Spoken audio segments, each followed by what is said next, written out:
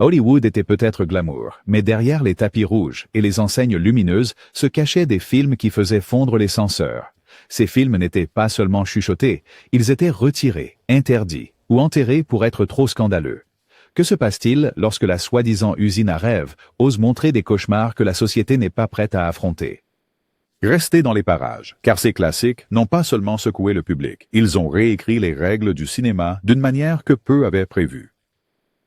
Freaks, 1932. Imaginez un film si troublant que MGM, le studio même qui l'a financé, l'a renié presque immédiatement. C'était Freaks, le récit choquant de carnaval de Todd Browning qui a renversé toutes les conventions hollywoodiennes. Au lieu de stars glamour, Browning a choisi de véritables artistes de cirque avec des différences visibles, offrant au public un regard non filtré pour lequel il n'était pas préparé. Le résultat? Des départs précipités, des évanouissements et l'indignation des critiques qui l'ont qualifié de grotesque et inhumain. Mais voici le retournement de situation. Browning n'a pas réalisé Freaks pour se moquer ou exploiter. Il a grandi autour des carnavals et voulait montrer l'humanité des artistes vivant en marge de la société. Dans son histoire, les soi-disant personnages normaux sont les véritables méchants, tandis que les monstres tant redoutés forment une famille unie par la loyauté et la justice. Ce message était en avance sur son temps de plusieurs décennies, mais en 1932, c'était tout simplement trop.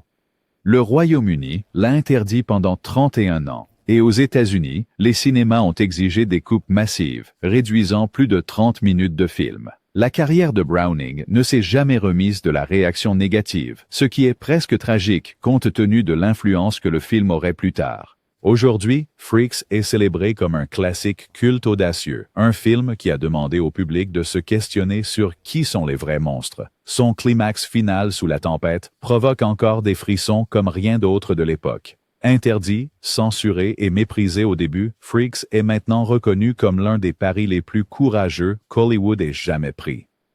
L'île des âmes perdues, 1932.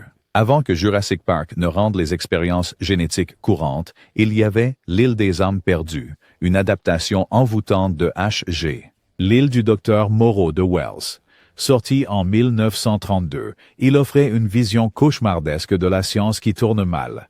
L'histoire suit un scientifique fou qui transforme des animaux en hybrides humanoïdes dans son laboratoire de jungle. Les spectateurs n'étaient pas prêts pour ce qu'ils ont vu. La performance de Charles Laughton en tant que Dr Moreau était à la fois fascinante et terrifiante. Avec son fouet, son costume blanc et son sourire suffisant, il a créé l'un des premiers grands méchants du cinéma. Mais ce n'était pas seulement son jeu d'acteur qui troublait les gens. C'étaient les images grotesques de créatures mi-humaines, mi-animales. Les spectateurs n'avaient jamais vu quelque chose d'aussi brut, d'aussi tordu ou d'aussi proche de l'horreur. Les censeurs n'ont pas perdu de temps. Le Royaume-Uni l'a interdit pendant des décennies, et des pays comme l'Allemagne et l'Inde ont refusé de le projeter. Même en Amérique, les commissions locales ont charcuté le film jusqu'à ce que l'histoire tienne à peine debout. Les groupes religieux ont affirmé qu'ils remettaient en question les limites mêmes de la moralité, tandis que les critiques disaient qu'ils laissaient les spectateurs écœurés. Ironiquement, le message du film était un avertissement contre l'arrogance et la cruauté, et non une célébration de celle-ci. Mais la nuance n'avait pas d'importance quand les gens demandaient des interdictions. L'île des âmes perdues est devenue l'un des films les plus censurés des années 1930. Et pourtant, avec le temps, il a été reconnu pour son art. Ses décors de jungle inquiétants, son atmosphère glaçante et sa dimension philosophique ont influencé tout, de la planète des singes aux films de créatures modernes. Ce qui était autrefois considéré comme trop grotesque pour le public est maintenant salué comme un chapitre essentiel du cinéma d'horreur. Le signe de la croix, 1932. Si quelqu'un pouvait éclipser le spectacle par le scandale, c'était Cecil B. DeMille. The Sign of the Cross, son épopée grandiose se déroulant dans la Rome antique, était censé être un grand divertissement. Au lieu de cela, il est devenu l'un des films les plus censurés de la décennie. Pourquoi? Parce que DeMille ne se contentait pas de montrer l'histoire, il se délectait de ses excès. Le film mêlait des histoires des premiers chrétiens à des représentations époustouflantes de l'indulgence romaine. Il y avait des festins, des parades, et une scène célèbre impliquant un bain de lait qui a laissé les critiques furieux. Une séquence, connue à l'époque sous le nom de Danse de la Lune, a repoussé les limites à tel point que les cinémas ont dû remonter des bobines entières. juste pour garder les projections légales. Ajoutez à cela les scènes d'arène où des lions affrontaient des humains non armés, et vous aviez un film qui faisait à la fois s'étonner et jaser le public. Partout en Amérique, les commissions locales de censure exigeaient des coupes. Certains l'ont qualifié d'immoral, d'autres d'inapte pour une société décente. En Grande-Bretagne, les scènes ont été tellement coupées que des parties de l'histoire ont complètement disparu. Mais le public continuait à venir. 2000 avait touché quelque chose d'indéniable, le frisson de voir la grandeur de l'histoire se heurter à la brutalité brute. Ce qui fait que The Sign of the Cross se distingue aujourd'hui. Ce n'est pas seulement la controverse, mais son savoir-faire. Les décors étaient gigantesques, les costumes éblouissants et l'ampleur inégalée. 2000 savait comment monter un spectacle, même si cela signifiait se battre contre chaque comité de censure du pays. Ce n'était pas juste une épopée biblique. C'était Hollywood, défiant le public de regarder la décadence en face. Trop audacieux pour son époque, mais inoubliable pour quiconque l'a vu. Scarface, 1932. Bien avant le Say Hello to My Little Friend d'Al Pacino, il y avait le Scarface de Howard Hawks. Sorti en 1932, c'était le film de gangster le plus dangereux que Hollywood ait jamais produit. Dangereux, non pas à cause des armes et du sang, mais parce qu'il fascinait le public avec le criminel en son centre. Paul Muni jouait Tony Camont, une version à peine voilée d'Al Capone, et il le faisait avec un tel charme que les censeurs ont paniqué. Ils craignaient que les gens sortent des cinémas en admirant les gangsters au lieu de les condamner. Les autorités ont exigé des reshoots, de nouvelles fins, et même des changements de titre. À un moment donné, le studio avait 3 versions alternatives prêtes, espérant qu'au moins une passerait l'inspection. La violence était graphique pour l'époque. Fusillade à la mitraillette, guerre de gang et meurtre de sang-froid. Mais plus choquant encore était son ton. Hawks et le producteur Howard Hughes n'hésitaient pas à montrer le crime comme palpitant, chaotique et même séduisant. Ce mélange a rendu le film électrisant, mais aussi dangereux aux yeux des censeurs. Des États entiers l'ont interdit, tandis que les autorités de Chicago ont essayé de l'empêcher de sortir en salle. Ironiquement, toute cette résistance n'a fait que renforcer sa légende. Les foules se sont présentées pour voir le film interdit, et ce qu'elles ont obtenu était l'un des drames criminels les plus percutants jamais filmés. Aujourd'hui, Scarface est salué comme un chef-d'œuvre, son influence se faisant sentir dans tout, du Parrain au remake de 1983. Mais en 1932, c'était un paratonnerre, preuve que le cinéma pouvait autant glorifier que condamner. Les censeurs avaient raison sur un point. Tony Camont était inoubliable. Extase, 1933. Avant que Eddie Lamar ne devienne une légende d'Hollywood, elle a joué dans un film européen si controversé que les douaniers américains ont littéralement saisi des copies à la frontière. Ce film était Extase, un drame tchèque de 1933 qui osait être naturel, non filtré et émotionnellement brut d'une manière que Hollywood n'aurait pas osé aborder. L'histoire suivait une jeune femme piégée dans un mariage sans amour, qui aspire à la passion et à l'indépendance. Cela seul provoquait des réactions dans les années 1930, mais c'était l'ouverture du film à montrer l'intimité et la vulnérabilité qui a fait crier au scandale les gouvernements.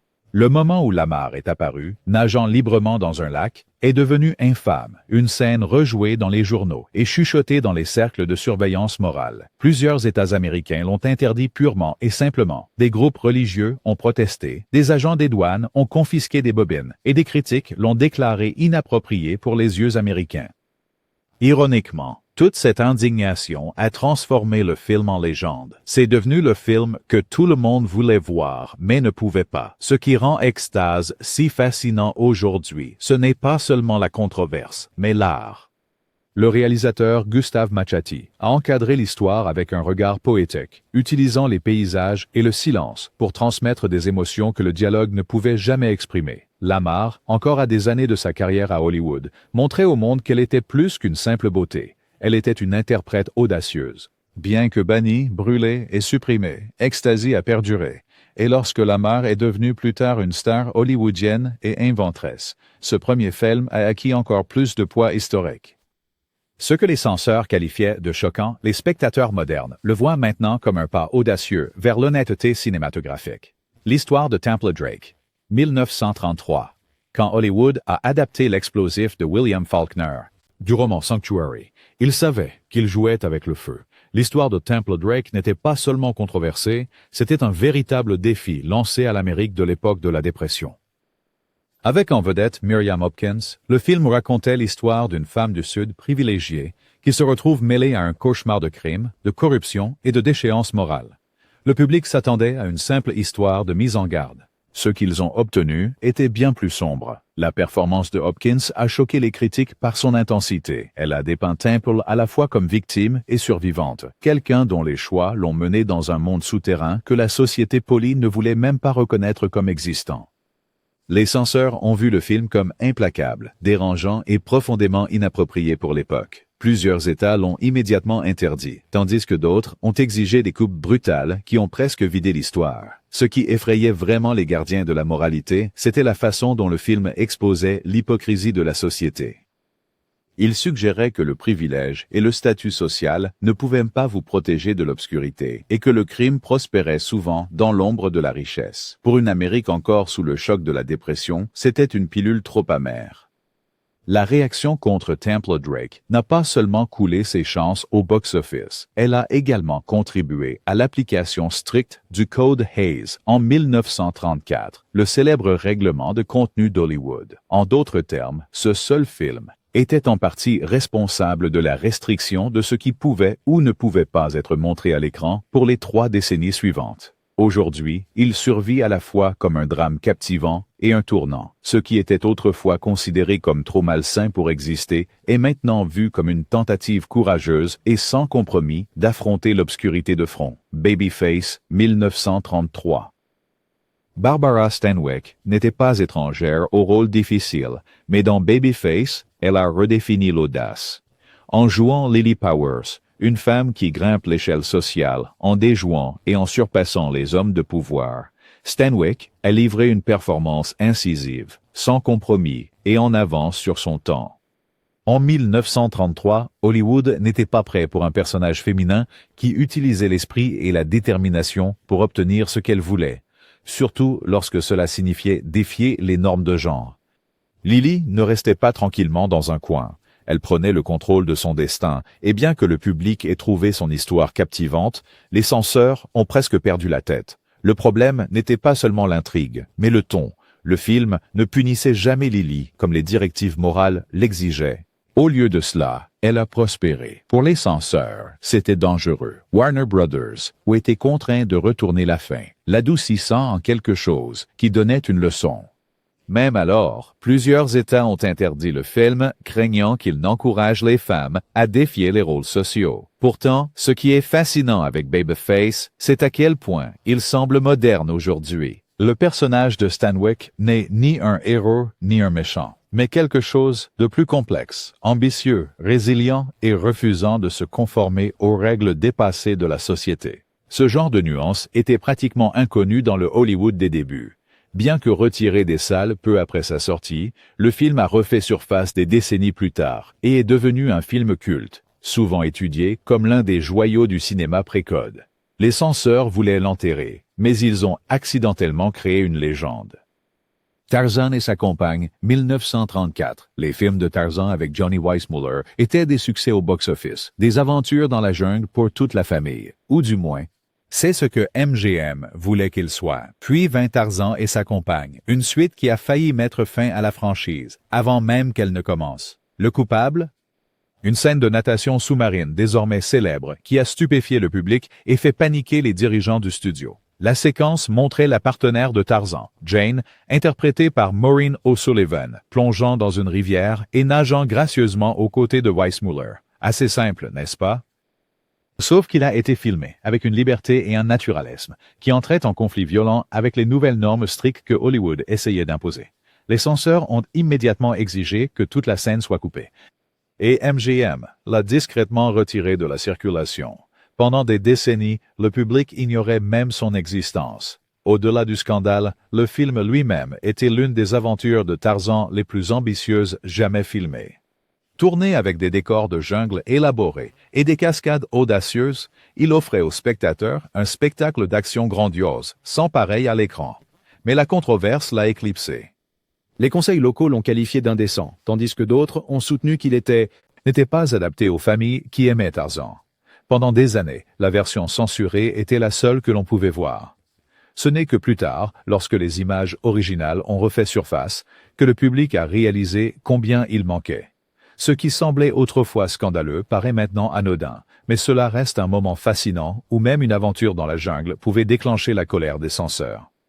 Tarzan et sa compagne restent l'une des entrées les plus audacieuses de la longue franchise Tarzan, autant mémorable pour ce qui a été coupé que pour ce qui est apparu à l'écran. Reefer Madness, 1936. À première vue, Reefer Madness était censé être une annonce de service public sérieuse. Financé comme un outil éducatif avertissant des dangers de la marijuana, il était censé effrayer les parents et les adolescents pour les remettre dans le droit chemin. Au lieu de cela, il est devenu l'un des films les plus involontairement hilarants jamais réalisés. Le film montrait des jeunes sombrant dans le chaos après avoir essayé la plante interdite. Fêtes sauvages, comportements imprudents, voire violence. Tout était exagéré au-delà de toute croyance, transformant une leçon de santé en pur mélodrame.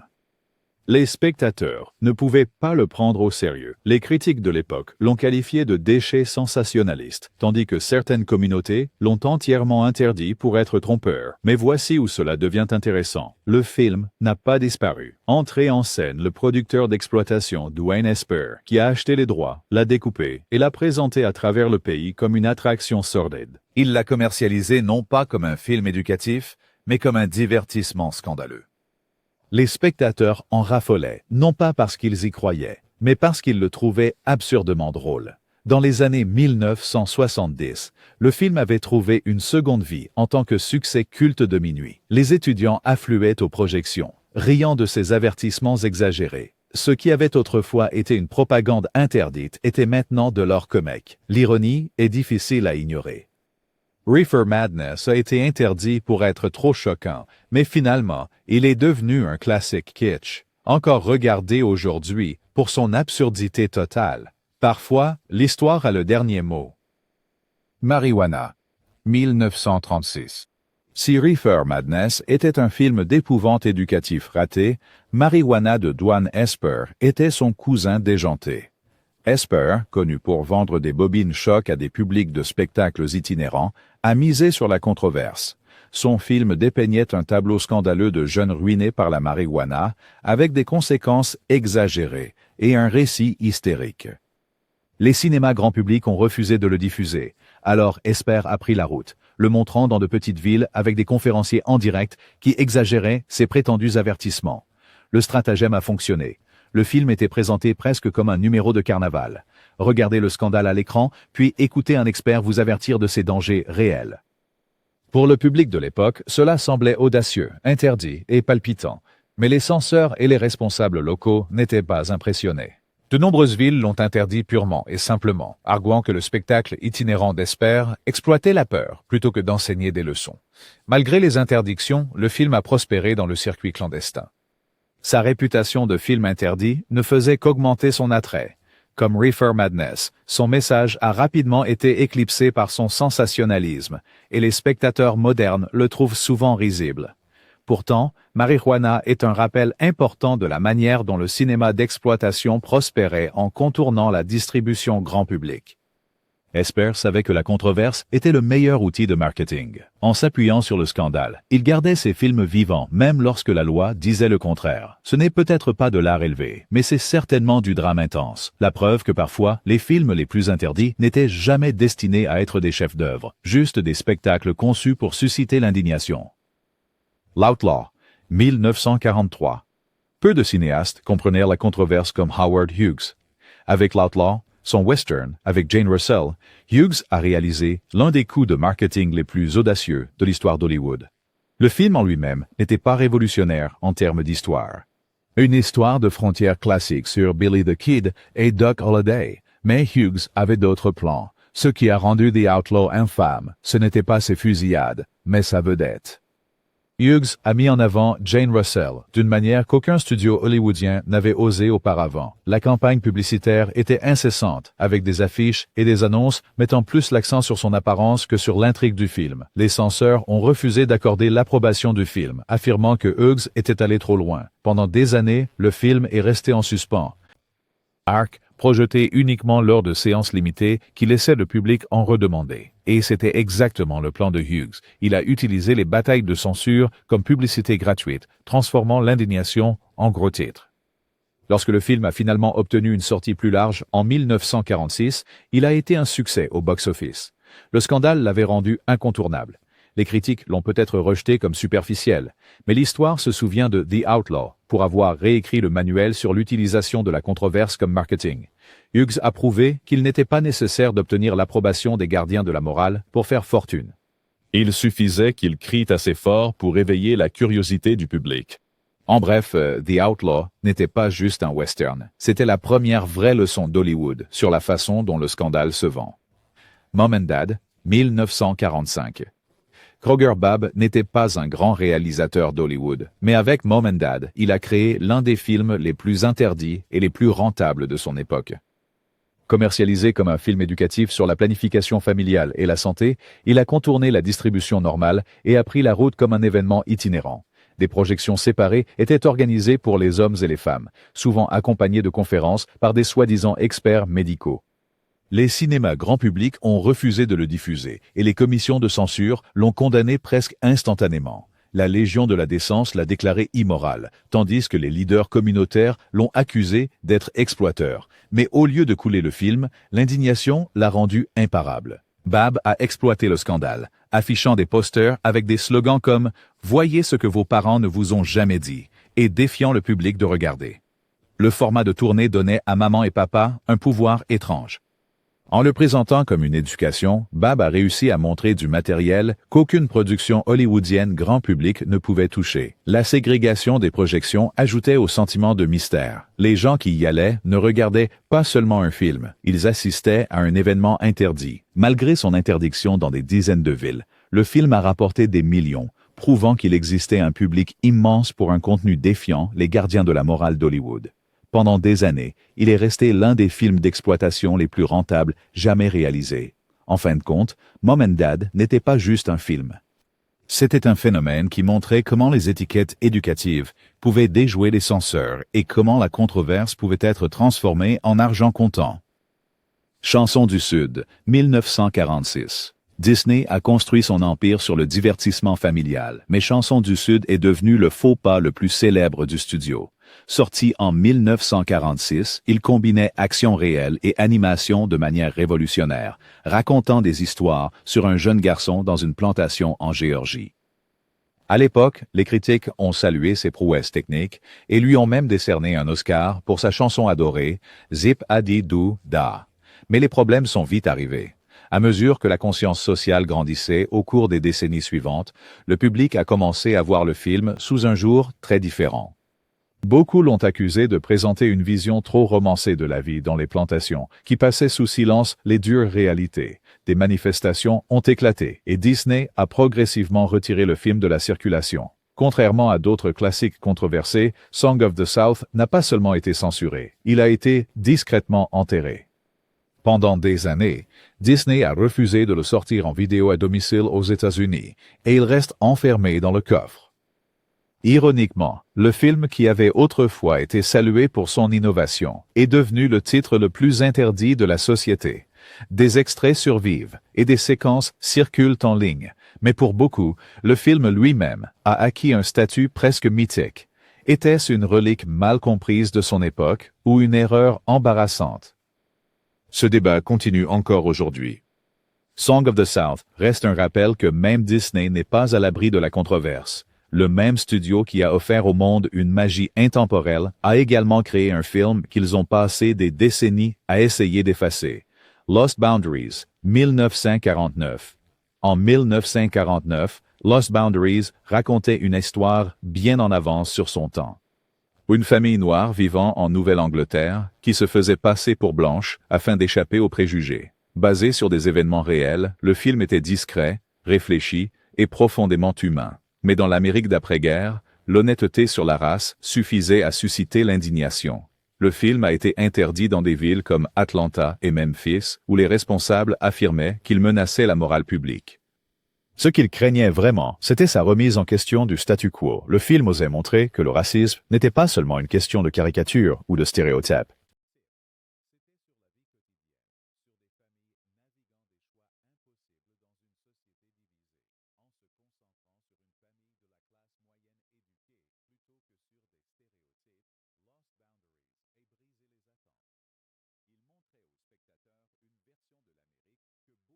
voulant pas reconnaître, et c'est précisément pour cette raison qu'il a été interdit. Malgré la résistance, le film a trouvé un public qui a reconnu son importance. Les critiques ont loué sa sincérité, et il a ensuite remporté des prix dans des festivals de cinéma à l'étranger. Mais aux États-Unis, la controverse a éclipsé son art. Les censeurs et les officiels ont travaillé dur pour le faire taire, preuve de combien l'honnêteté pouvait être menaçante. Aujourd'hui, Lost Boundaries est rappelé comme un film marquant qui a poussé Hollywood, même brièvement, à raconter des histoires de véritable complexité sociale. Pour 1949, cela seul était révolutionnaire. The Moon is Blue, 1953, lorsque le réalisateur Otto Preminger a entrepris de réaliser The Moon is Blue, il ne cherchait ni le spectacle ni le scandale. Il réalisait une comédie spirituelle et sophistiquée sur les relations dans le monde moderne. Mais lorsque les censeurs ont signalé ces dialogues enjoués comme étant inappropriés, Preminger a pris une décision audacieuse. Il l'a sorti sans le sceau d'approbation du code de production. C'était du jamais vu. En 1953, les studios craignaient de sortir un film sans approbation, pensant que les cinémas refuseraient de le projeter. Mais Preminger a pris le risque, et à la surprise générale, le public est venu en masse. Le film est devenu un succès au box-office, prouvant que les spectateurs n'avaient pas besoin d'un sourd pour leur dire ce qui valait la peine d'être regardé. La controverse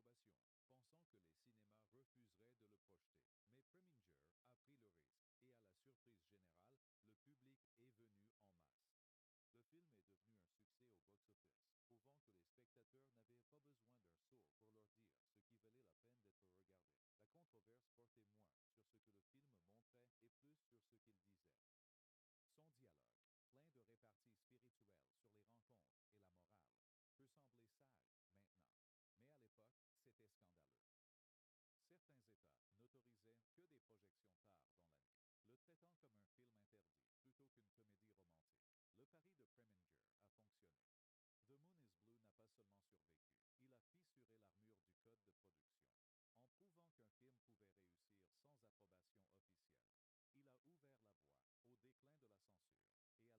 cauchemars de carnaval aux comédies interdites, ces films prouvent que l'histoire d'Hollywood n'est pas seulement une question de glamour,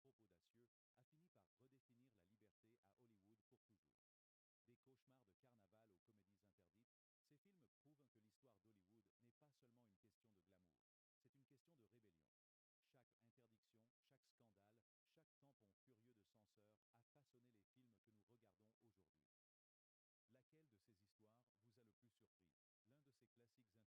Partagez vos réflexions dans les commentaires, partagez